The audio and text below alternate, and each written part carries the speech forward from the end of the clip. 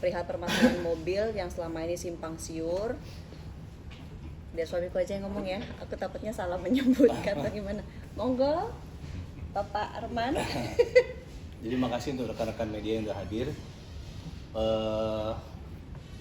Beberapa hari yang lalu kan saya sempat lihat video, saya dikirim dari teman-teman yang ada pernyataan bahwa Arman dan Della turut serta rangkaian penggelapan segala macam lah.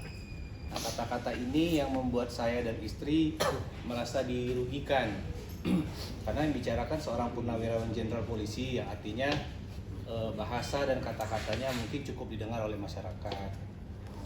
Pas saya cek, terus saya googling juga, akhirnya kebetulan saya punya om yang memang juga purnawirawan jenderal juga, satu angka dengan beliau juga. Saya telepon, saya cerita, om bisa nggak saya minta tolong karena saya dinyatakan gelapkan mobil segala macam. Akhirnya saya ketemu sama Om Amhar, sama Om Yuspan juga. Saya cerita sampai akhirnya saya memutuskan dengan istri untuk hari ini preskon untuk membantah ucapan beliau-beliau tersebut yang mengatakan bahwa saya dan istri adalah bagian dari rangkaian penggelapan. Untuk selebihnya mungkin Om Amhar atau Om Yuspan yang lebih pantas dan lebih tahu dan lebih mampu untuk menjelaskan. Om. Terima kasih, selamat sore rekan-rekan sekalian yang bisa hadir pada acara press conference atau press release dari Pak Arman beserta istri Ibu Della. Saya secara profesional ditunjuk oleh Pak Arman dan Bu Della ini sebagai pendamping hukum dalam perbuatan dugaan pidana yang dilaporkan oleh saudara Muhammad Riza. Mohon maaf, saya dulu supaya jangan salah anunya nanti bisa berdampak juga hukum. Dari saudara Muhammad Sahrul Kamil ZA. Beliau inilah yang melaporkan Pak Arman dan Bu Della ini ke Polda Metro Jaya dugaan penggelapan. Sebagaimana yang sudah disampaikan oleh mereka di dalam juga konferensi pers atau press release beberapa waktu yang lalu. Saya dan Pak Yuspan, Dr. Yuspan juga sangat menghormati bahwa karena dia merasa mempunyai hak hukum untuk melaporkan, sehingga kewajiban kami sebagai lawyer profesional itu memberi pendampingan. Nanti kalau ada tuntutan perdata, berarti nanti mereka berdua memberi kuasa kepada kami. Jadi sore hari ini kami akan menyampaikan nanti secara detail tentang unsur-unsur pasal 372 penggelapan itu oleh Pak Dr. Yuspan karena beliau memang pakar di bidang hukum pidana, dan saya juga menyampaikan ini. Kita akan mendampingi Pak Arman ini sampai apabila ada tuntutan ini sampai ke putusan inkrah. Jadi mulai dari lidik, yang ini baru lidik, kami lihat suratnya, sampai penyidikan, dan nanti penuntutan persidangan sampai inkrah. Sehingga ini kami lakukan karena kewajiban profesi, bukan karena saya ini omnya Pak Arman, bukan, memang profesi. Jadi ada istilah di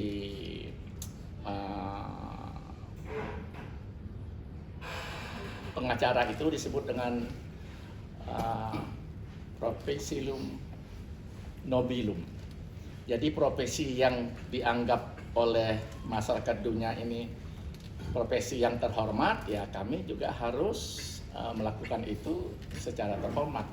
Siapapun yang minta bantuan, pendampingan, itu kewajiban, tidak bisa kami tolak.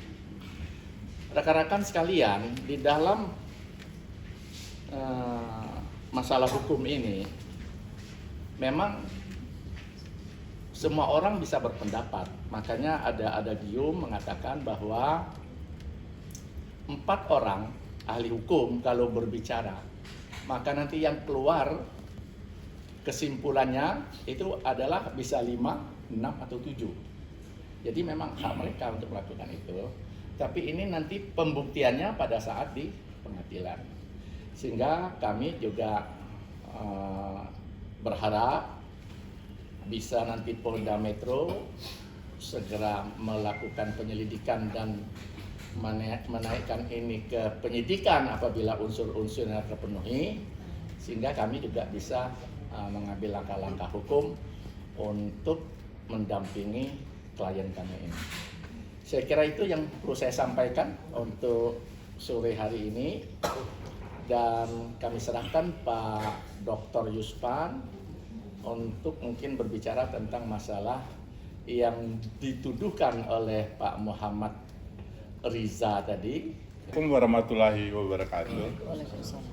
Ya, jadi saya melanjutkan tadi sudah disampaikan duduk permasalahan awal oleh Pak Arman, ya klien kami, ya juga Bu Dela, dan kemudian sudah ditanggapi apa yang sudah berlangsung oleh beliau, ya Ketua tim kami, Pak Irjen Pol Purnawirawan Amhar Asyad.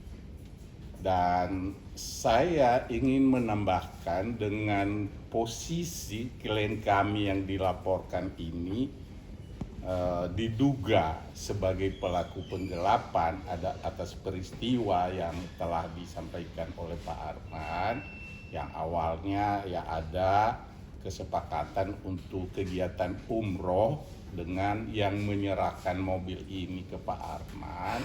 Ya kemudian karena itu tidak terlaksana sesuai apa yang dijanjikan, dan secara bijak klien kami meminta uangnya dikembalikan gitu. Nah, dengan tidak ada uang pengembalian kepada klien kami oleh yang menerima uang biaya umroh tersebut, maka dia mengajukan untuk menitipkan sementara kendaraan sambil menunggu waktu yang dijanjikan lebih kurang 1 bulan ya Pak. Betul. 1 bulan untuk dibayarkan, dan setelah itu kendaraan yang dia serahkan sementara untuk ya meyakinkan atau jaminan gitu ya, akan dikembalikan setelah dibayarkan uang yang telah diterima tersebut. Nah, sebelum jatuh tempo itu ada yang datang mempertanyakan bahwa kendaraannya. Nah, itu klien kami juga ya merespon dengan sangat positif dan sangat bijak. Ya, dengan cara ya karena ini saya terima dari orang lain bukan dari Anda-anda, dan ini ada hubungan permasalahan hukum, maka untuk mengamankan dititipkan di Polres Bekasi dan oleh polisi yang memang memahami fungsi dan tugas mereka, yaitu diterima sementara, diberikan tanda terima kepada klien kami, bukan langsung diparkir di situ saja seperti yang disampaikan oleh ya rekan pengacara dari pelapor gitu ya. Makanya sebenarnya dengan melaporkan itu ya kami anggap sah-sah saja ya sebagai warga negara yang menjunjung tinggi hukum. Tetapi yang mengecewakan ketika mereka publis ya dengan ya seperti sudah memvonis bahwa klien kami ini bersalah, menggunakan kata sudah pasti, menggunakan kata ada niat gitu kan. Nah, sementara dalam penyampaian mereka ya tidak menentu, sementara dibilang menggelapkan, sementara dibilang hanya turut menggelapkan. Jadi saya pikir ini masalah nasib dan rezeki orang, ini nama baik gitu. Jadi kita ini penegak hukum harus profesional gitu kan, jangan asal bunyi gitu. Kita harus tahu dulu permasalahan dan kita tahu alur untuk penegakan hukumnya. Jangan memvonis seperti kita sebagai penyidik, kita sebagai jaksa penuntut umum, dan kita juga sebagai hakim. ya menggunakan kata pasti, ada niat gitu kan. Nah, ini sangat merugikan klien kami, apalagi klien kami ya pengusaha, mereka pembisnis. Ya, ini harus clear gitu. Jadi untuk membuat clear, ya teman-teman yang telah menyampaikan seperti memvonis klien kami, ya supaya mereka semakin pintar, kami akan tuntut tanggung jawab hukum mereka. Ini memberikan laporan palsu. Nah, ada konsekuensi hukumnya. Mereka publis di media, ada konsekuensinya. Undang-undang ITE.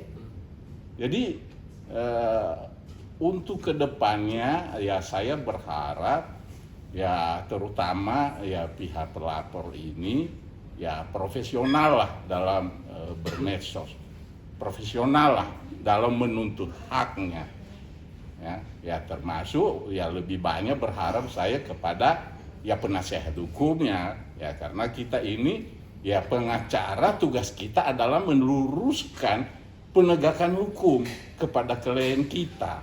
Nah, itu supaya ya benar-benar menjadi pembelajaran juga ya bagi klien kita. Jadi bukan berarti ya kita ya memberikan kata-kata yang membuat klien kita merasa dia benar, padahal bicara benar kalau dalam konsekuensi hukum itu ya setelah ada kekuatan hukum tetap. Jadi artinya harus kita menunggu proses hukum untuk bisa dinyatakan sudah berketetapan kekuatan hukum tetap bahwa seseorang itu bersalah. Jadi sebelum itu asas hukum kita jelas diatur dalam Kitab Undang-Undang Hukum Acara Pidana, mengaku asas praduga tak bersalah. Jadi ketika ya berbicara seakan memvonis orang lain sudah bersalah, ya saya mengatakan ya apakah kita sedang belajar hukum sebenarnya? Apa kita sebenarnya nyari panggung gitu? Malam dia datang, kita punya bukti, kita punya saksi. Kemudian juga sebelum dia menyerahkan mobil, kita juga punya bukti bahwa dia mengatakan itu mobil milik saudaranya. Artinya saya nggak tahu apakah Kemil saudaranya, saya nggak paham. Intinya dia mengatakan itu milik mobil saudaranya. Dan kita juga punya bukti dia akan membayar uang kita tanggal 3 dan dia akan ambil mobil. Nah, artinya semua etikat baik dia terhadap perbuatan dia saya terima juga dengan baik.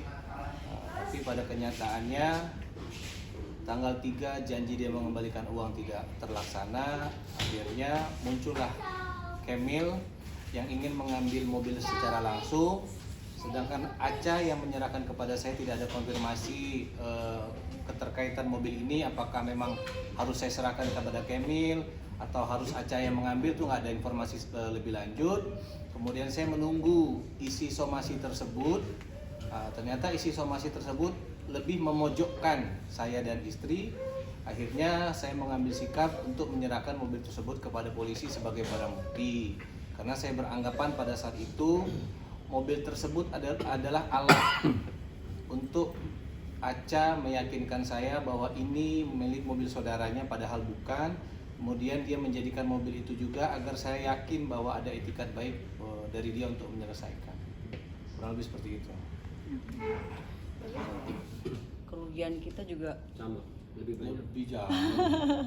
ya tahu sendiri lah, maksudnya kan aku profesinya ya selain sebagai kita ngejalin beberapa bisnis juga, aku sebagai entertain juga semuanya aku jalanin. Kalau mau ngomongin masalah kerugian ya coba aja dia rugi berapa, gue berapa gitu aja kan. Orang-orang juga pasti udah bisa menilai lah kerugian dari segi aku berapa, belum lagi kerugian dari suami aku berapa. Aku ada beberapa partner juga udah pasti dia juga dirugikan juga. Kalau mau ngomongin akumulasi kerugian kita besar sekali, karena ini menyangkut masalah nama baik. Nama baik itu tidak bisa dinilai dengan uang, teman-teman. Jadi akibat dari nama baik yang dirusak itu bisa berentet tuh, bisa hilang sedikit kepercayaan orang. Tapi alhamdulillah selama ini kan kita mencoba untuk menjaga hubungan baik dengan siapapun. Tapi kan imbas jelek nama baik itu pasti ada. Kalau ngomongin masalah kerugian imaterial kita juga besar banget gitu loh. Kalau mau hitung-hitungan kita besar banget gitu. Cuma cuman kita kan orangnya nggak suka yang gitu kan. Begitu.